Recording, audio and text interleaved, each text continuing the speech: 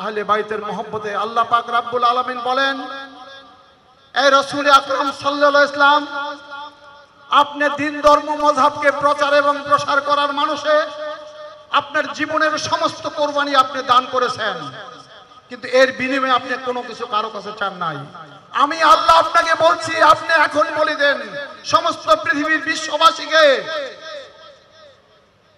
সেটা হলে এই, আমি তোমাদের কাছে আল্লাহর দিন ধর্ম প্রচারের মানুষে যেই পরিশ্রম ত্যাগ তিতিক্ষা আমি দান করেছি, তার বিনিময়ে কোনোদিন আমি তোমাদের কাছে কিছু চাই নাই।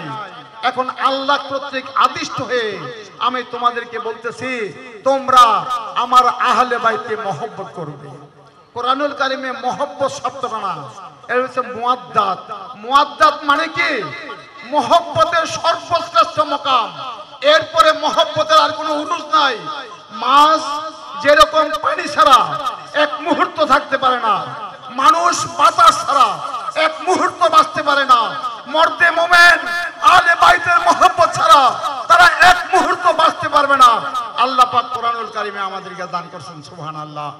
আল্লাহ আপনাদের সকলের খেদমতকে কবুল করে এর উসিলায় যেন আল্লাহ পাক রব্বুল আলামিন আমাদের সকলকে দুনো জাহানের পরিপূর্ণ কামিয়াবি দান করেন এবং 30 লক্ষ শহীদের রক্তে অর্জিত স্বাধীনতা, 2.5 লক্ষ মামুনের সম্ভ্রমের বিনিময়ে অর্জিত স্বাধীনতা, আল্লাহ পাক আমাদের সকলকে দেশপ্রেমে উদ্বুদ্ধ হয়ে দেশমাতৃকার সেবা করে আমাদের স্বাধীনতাকে যেন অর্থবহ করতে পারি।